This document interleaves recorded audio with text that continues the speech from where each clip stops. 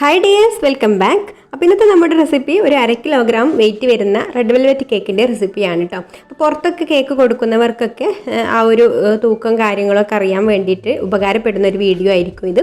ഞാൻ ഇതിൻ്റെ വെയിറ്റ് കറക്റ്റായിട്ട് തന്നെ കാണിക്കുന്നുണ്ട്. അപ്പോൾ നമുക്ക് എങ്ങനെയാണിത് തയ്യാറാക്കുക എന്നുള്ളതൊന്ന് നോക്കാം. അപ്പോൾ കേക്ക് തയ്യാറാക്കാൻ വേണ്ടിയിട്ട് ആദ്യം നമുക്ക് ബട്ടർ മിൽക്ക് തയ്യാറാക്കി വെക്കാം. അപ്പോൾ അതിന് വേണ്ടിയിട്ട് ഞാനിവിടെ ഒരു 1/4 കപ്പ് ചെറിയ ചൂടുള്ള പാൽ എടുത്തിട്ടുണ്ട്.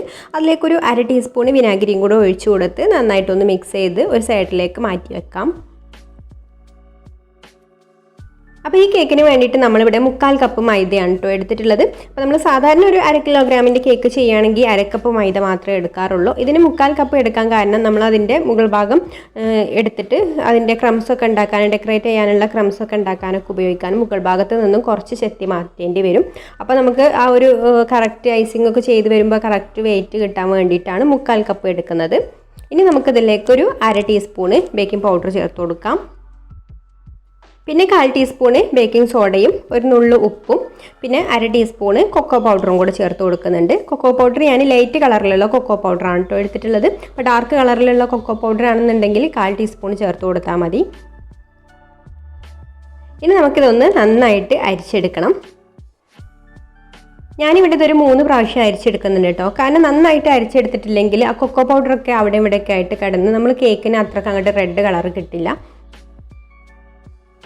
കാരണം നമ്മൾ 3/4 കപ്പ് മൈദയിലേക്ക് ആകെ 1/2 ടീസ്പൂൺ കൊക്കോ പൗഡർ മാത്രമേ ചേർത്ത് കൊടുത്തിട്ടുള്ളൂ. അപ്പോൾ കൊക്കോ പൗഡർ എല്ലാ ഭാഗത്തും ഒരുപോലെ എത്തിക്കിട്ടണമെന്നുണ്ടെങ്കിൽ കുറച്ച് പ്രയാസമാണ്. അപ്പോൾ ഇതുപോലെ ഒരു 3 പ്രാവശ്യം അരിച്ചെടുക്കുകയാണെന്നുണ്ടെങ്കിൽ നമുക്ക് നന്നായിട്ട് തന്നെ ഇത് മിക്സായി കിട്ടും. ഇനി ഞാനിവിടെ ഡ്രൈ ആയിട്ടുള്ള ഒരു ബൗളിൽ 2 മുട്ട പൊട്ടിച്ച് വെച്ചിട്ടുണ്ട്. ഇതിലേക്ക് നമുക്കൊരു 3/4 ടീസ്പൂൺ വാനില എസൻസും കൂടെ ചേർത്ത് കൊടുത്തിട്ട് ബീറ്റ് ചെയ്തെടുക്കാം. മുട്ടയും വാനില എസൻസും ഇതുപോലെ നന്നായിട്ടൊന്ന് ബീറ്റായി വന്നതിന് ശേഷം നമുക്കിതിലേക്ക് 1/2 കപ്പും പിന്നെ 1 ടേബിൾ സ്പൂണും കൂടെ പഞ്ചസാരയുടെ പൊടിയാണുള്ളത്. ഇത് നമുക്ക് കുറേശ്ശെ ചേർത്ത് കൊടുത്തിട്ട് നന്നായിട്ട് ബീറ്റ് ചെയ്തെടുക്കാം. ഇതുപോലെ നന്നായിട്ട് ഫ്ലഫി ആയതിനു ശേഷം നമുക്കിതിലേക്ക് ഒരു 2 ടേബിൾ സ്പൂൺ ഓയിലും കൂടെ ചേർത്ത് കൊടുത്തിട്ട് ബീറ്റ് ചെയ്തെടുക്കാം. ഇത്രയും മതി കേട്ടോ. ഇനി നമുക്ക് ബീറ്ററിൻ്റെ ആവശ്യമില്ല. അപ്പോൾ ബീറ്റർ ഇല്ലാതെ വേണമെങ്കിലും നമുക്ക് ഈ ഒരു കേക്ക് ചെയ്യാം കേട്ടോ. വിസ്ക് വെച്ചിട്ട് നമ്മുടെ സ്പ്രിംഗ് വിസ്ക് വെച്ചിട്ടൊക്കെ നന്നായിട്ട് ബീറ്റ് ചെയ്തെടുക്കുകയാണെങ്കിൽ ഇതുപോലെ തന്നെ നല്ല ഫ്ലഫി ആയിട്ട് കിട്ടും. ഇനി നമുക്ക് നമ്മൾ നേരത്തെ റെഡിയാക്കി വെച്ചിട്ടുള്ള ബട്ടർ മിൽക്കിലേക്ക് ആവശ്യത്തിന് റെഡ് കളർ ചേർത്ത് കൊടുത്തിട്ട് മിക്സ് ചെയ്തെടുക്കാം. ഞാനിവിടെ റാസ്ബെറി റെഡാണ് കേട്ടോ എടുത്തിട്ടുള്ളത്. ഇനി നമുക്കിതിലേക്ക് അരിച്ച് വെച്ചിട്ടുള്ള പൊടിയും അതുപോലെ നമ്മൾ റെഡിയാക്കി വെച്ചിട്ടുള്ള ബട്ടർ മിൽക്കും കുറേശ്ശെ ചേർത്ത് കൊടുത്തിട്ട് ഇതുപോലെ ഫോൾഡ് ചെയ്ത് മിക്സ് ചെയ്തെടുക്കാം. ഇതുപോലെ കുറച്ചായിട്ട് ചേർത്ത് കൊടുത്തിട്ട് മിക്സ് ചെയ്തെടുത്താൽ മതി.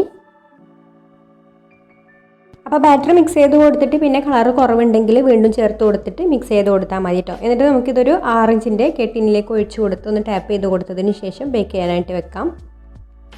അപ്പോൾ ഞാനിവിടെ കൺവെൻഷൻ ഓവനിലാണ് കേട്ടോ ബേക്ക് ചെയ്തെടുക്കുന്നത്. 180 ഡിഗ്രിയിൽ 10 മിനിറ്റ് ഓവന് പ്രീഹീറ്റ് ചെയ്ത് വെച്ചിട്ടുണ്ട്. അതിലൊരു 30-35 മിനിറ്റ് കേക്ക് ബേക്ക് ചെയ്തെടുക്കാം. ഇനി ഓവനില്ലാതെ നമുക്ക് ഏത് അടച്ചു വെക്കാൻ പറ്റുന്ന പാത്രത്തിലും കേക്ക് ബേക്ക് ചെയ്തെടുക്കാം കേട്ടോ. അപ്പോൾ അതാ നമ്മുടെ കേക്ക് ഇവിടെ ബേക്കായി വന്നിട്ടുണ്ട്. അപ്പോൾ കേക്ക് ഇനി നന്നായിട്ടൊന്ന് ചൂടാറി വരട്ടെ. അപ്പോഴേക്കും നമുക്കിതിലേക്കുള്ള ക്രീമൊക്കെ റെഡിയാക്കി എടുക്കാം. അപ്പോൾ ഞാനിവിടെ ഒരു 3/4 കപ്പ് വിപ്പിംഗ് ക്രീം എടുത്തിട്ടുണ്ട്. ആദ്യം അതൊന്ന് നന്നായിട്ട് ബീറ്റ് ചെയ്തെടുക്കാം. ഇപ്പോൾ നമ്മുടെ ക്രീം ഇവിടെ നല്ല സ്റ്റിഫായി വന്നിട്ടുണ്ട് കേട്ടോ. ഇനി നമ്മളിതിലേക്ക് ക്രീം ചീസ് ഫ്രോസ്റ്റിംഗ് ആണ് ചെയ്യുന്നത്. അപ്പോൾ ക്രീം ചീസ് നമ്മൾ നേരിട്ട് ഇതിലേക്ക് ചേർത്ത് കൊടുക്കുന്നില്ല. അപ്പോൾ നമ്മൾ വേറെ ബീറ്റ് ചെയ്ത് കൊടുത്തിട്ടാണ് ചേർത്ത് കൊടുക്കുന്നത്. അപ്പോൾ അതിന് വേണ്ടിയിട്ട് ഞാനിവിടെ ഒരു 2 ടേബിൾ സ്പൂൺ ക്രീം ചീസ് ഈ ഒരു ബൗളിലേക്ക് ഇട്ട് കൊടുക്കുന്നുണ്ട്. അപ്പോൾ ഞാനിവിടെ എടുത്തിട്ടുള്ള ക്രീം ചീസ് ഇതാണ് കേട്ടോ. ഡയറി ക്രാഫ്റ്റിൻ്റെ ക്രീം ചീസാണിത്. നല്ല ടേസ്റ്റുള്ളൊരു ക്രീം ചീസാണ്. അപ്പോൾ ഈ ക്രീം ചീസിൻ്റെ ടേസ്റ്റ് ചെറുതായിട്ടൊരു പുളിപ്പുള്ള ടേസ്റ്റാണ് കേട്ടോ. അപ്പോൾ അതിനെ നമ്മൾ ആദ്യം മധുരമാക്കി എടുക്കണം. എന്നിട്ടാണ് നമ്മൾ വിപ്പിംഗ് ക്രീമിലേക്ക് ചേർത്ത് കൊടുക്കേണ്ടത്. അപ്പോൾ അതിന് വേണ്ടിയിട്ട് നമുക്കിതിലേക്ക് കുറേശ്ശെ പഞ്ചസാര പൊടിച്ചത് കുറേശ്ശെ ചേർത്ത് കൊടുത്തിട്ട് ബീറ്റ് ചെയ്തെടുക്കാം. പിന്നെ ഇതിലേക്ക് ഒരു നല്ലൊരു ഫ്ലേവർ കിട്ടാൻ വേണ്ടിയിട്ട് ഒരു 2 ഡ്രോപ്പ് വാനില എസൻസും കൂടി ചേർത്ത് കൊടുത്തിട്ടുണ്ട്. എന്നിട്ട് നന്നായിട്ട് പഞ്ചസാര പൊടിച്ചത് കുറേശ്ശെ ചേർത്ത് കൊടുത്തിട്ട് ബീറ്റ് ചെയ്തെടുക്കാം.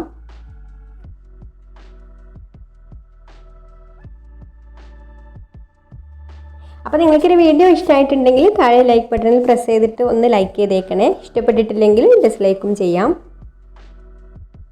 അപ്പോൾ ആ ക്രീം ചീസ് ഇവിടെ നന്നായിട്ട് ബീറ്റ് ചെയ്തെടുത്ത് നല്ല സ്വീറ്റ് ആക്കി എടുത്തിട്ടുണ്ട്. ഇനി നമുക്കിത് വിപ്പ് ചെയ്തെടുത്തിട്ടുള്ള വിപ്പിഡ് ക്രീമിലേക്ക് ചേർത്ത് കൊടുത്തിട്ട് മിക്സ് ചെയ്തെടുക്കാം. അപ്പോൾ നമ്മുടെ ക്രീം ചീസ് വിപ്പിഡ് ക്രീം ഇവിടെ റെഡി ആയിട്ടുണ്ട് കേട്ടോ. ഇനി നമുക്കിത് നന്നായിട്ട് തണുക്കാൻ വേണ്ടിയിട്ടൊന്ന് ഫ്രിഡ്ജിലേക്ക് വെക്കാം. അപ്പോൾ അത് നമ്മുടെ കേക്ക് ഇവിടെ നന്നായിട്ട് ചൂടാറി വന്നിട്ടുണ്ട്. ഇനി കേക്കിന് നമുക്ക് മുകൾ ഭാഗത്ത് നിന്ന് ഈ ഒരു പീസ് കട്ട് ചെയ്ത് മാറ്റിയിട്ട് 3 ലെയറാക്കി എടുക്കാം. അപ്പോൾ ഈ ഒരു മുകൾ ഭാഗത്തെ പീസിന് ഈ ഒരു അടയാളം വന്നിട്ടുള്ളത് നമ്മൾ ഓവനിലെ ആ ഒരു സ്റ്റാൻഡ് ഉണ്ടല്ലോ, വയർ റാക്ക്, അതിലേക്ക് കമഴ്ത്തി വെച്ച് ചൂടാക്കി എടുത്തതുകൊണ്ടാണ് കേട്ടോ.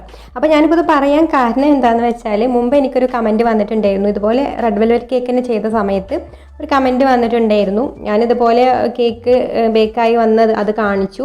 പിന്നെ ഞാൻ ഇങ്ങനെ ചൂടാറി വന്നതിന് ശേഷം ആ കേക്ക് കാണിച്ചപ്പോൾ അതിന് വേറെ ഈ ഒരു മാർക്കും കൂടെ വന്നപ്പോൾ അന്ന് അയാൾ പറഞ്ഞിട്ടുണ്ടായിരുന്നു ആ കേക്കല്ല ഇത്, ഈ കേക്ക് വേറെയാണ് എന്നുള്ളത്. അപ്പോൾ ഈ ഒരു വയറേക്കിൽ വെക്കുമ്പോൾ സ്വാഭാവികമായിട്ടും നല്ല സോഫ്റ്റ് ആയിട്ടുള്ള കേക്ക് ആകുമ്പോൾ ചൂടാറി വരുമ്പോൾ കേക്കിൽ ഈ ഒരു മാർക്ക് ഉണ്ടാവും. അപ്പോൾ അത് മനസ്സിലാക്കാതെയാണ് അയാൾ പറഞ്ഞിട്ടുള്ളത്, അറിയാത്തതുകൊണ്ടായിരിക്കും. അപ്പോൾ ഞാനിപ്പോൾ ഇത് പറഞ്ഞു തന്നത് ഇനിയും ഇതുപോലെയുള്ള കമൻറ്റുകൾ വരണ്ടെന്ന് വിചാരിച്ചിട്ടാണ് കേട്ടോ. അപ്പോൾ ഞാൻ ആദ്യം തന്നെ പറഞ്ഞു തന്നത് സെയിം കേക്ക് തന്നെയാണ്. ഈ ഒരു മാർക്ക് വന്നിട്ടുള്ളത് നമ്മുടെ ഈ ഒരു വയർ റാക്കിലേക്ക് വെക്കുമ്പോൾ എന്തായാലും നല്ല സോഫ്റ്റ് ആയിട്ടുള്ള കേക്ക് ആകുമ്പോൾ അങ്ങനെ മാർക്ക് വരും, അതുകൊണ്ടാണ് കേട്ടോ. അപ്പോൾ ഇത് കേക്കിൻ്റെ മുകൾ ഭാഗത്ത് നിന്ന് ഞാൻ ഈ ഒരു പീസ് മാറ്റി വെച്ചിട്ടുണ്ട് നമുക്ക് പൊടിച്ചെടുക്കാൻ വേണ്ടിയിട്ട്. ഇനി നമുക്ക് കേക്കിന് 3ആയിട്ടൊന്ന് ലെയർ ചെയ്തെടുക്കാം.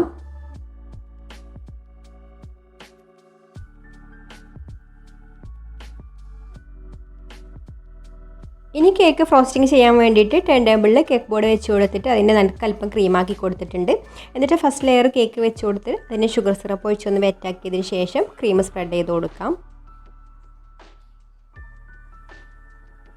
ഇനി സെക്കൻഡ് ലെയർ കേക്കും വെച്ച് കൊടുത്തിട്ട് ഇതുപോലെ തന്നെ ചെയ്യാം.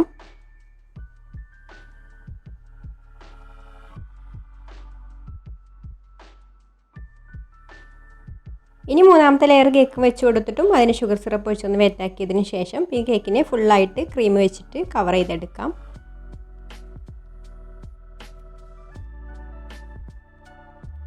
എന്നിട്ട് കേക്കിനെ നന്നായിട്ട് തന്നെ ഒന്ന് ഫിനിഷിങ് ചെയ്തെടുക്കാം.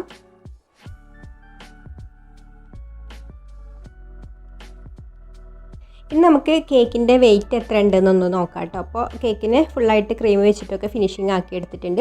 അപ്പോൾ അതാ കേക്കിൻ്റെ വെയിറ്റ് നോക്കൂ, 538 ഗ്രാമാണ് കേട്ടോ ഈ ഒരു കേക്ക് ഉള്ളത്. ഇനി നമുക്ക് ക്രംസൊക്കെ റെഡിയാക്കുന്ന സമയം കേക്കിന് ഫ്രിഡ്ജിലേക്ക് വെക്കാം. അപ്പോഴേക്കൊന്ന് ക്രീമൊക്കെ ഒന്ന് നന്നായിട്ട് തണുത്ത് സെറ്റായി വന്നോളും. അപ്പോൾ ക്രംസ് ഉണ്ടാക്കിയെടുത്തത് നമ്മൾ കട്ട് ചെയ്ത് വെച്ചിട്ടുള്ള ആ പീസ് ഒരു പാനിലിട്ടിട്ട് ഒന്ന് ചൂടാക്കി എടുത്തിട്ട് മിക്സിയുടെ ജാറിലിട്ട് നന്നായിട്ട് പൊടിച്ചെടുത്തിട്ടുള്ളതാണ് കേട്ടോ. എന്നിട്ട് ഇതാ ഇതുപോലെ അരിപ്പയിലിട്ടിട്ട് ഇതിൻ്റെ മുകളിലേക്ക് നമുക്കിങ്ങനെ ഇട്ട് കൊടുക്കാം. അപ്പോൾ നിങ്ങൾക്ക് നടുക്കൊക്കെ പേര് എഴുതണം എന്നുണ്ടെങ്കിൽ ആ ഒരു സ്ഥലത്ത് എന്തെങ്കിലും അടച്ചു വെച്ചിട്ട് മറ്റുള്ള എല്ലാ ഭാഗത്തും ഇതുപോലെ പൊടിയിട്ട് കൊടുത്താൽ മതി. അപ്പോൾ നമ്മുടെ കേക്ക് ഇവിടെ റെഡി ആയിട്ടോ. ഇനി നമുക്ക് കാണാൻ കുറച്ചും കൂടി ഒരു ഭംഗിക്ക് വേണ്ടിയിട്ട് വൈറ്റ് കളറിലുള്ള ക്രീം വെച്ചിട്ട് ഇതിൻ്റെ മുകളിൽ ഓരോ ക്രീം റോസും കൂടെ വെച്ച് കൊടുക്കാം.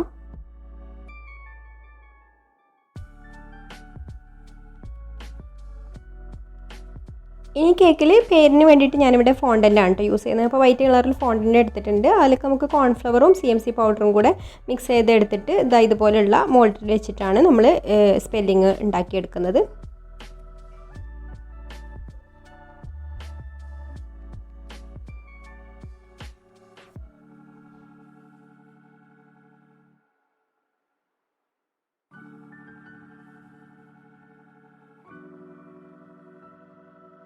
ഇനി നമുക്ക് കേക്കിൽ പേര് വെച്ച് കൊടുക്കാം.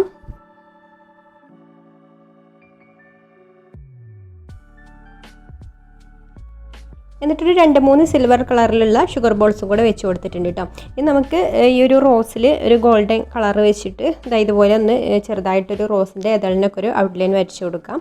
അതുപോലെ പേരിലും ഒന്ന് ഗോൾഡൻ കളർ കൊടുക്കുന്നുണ്ട്.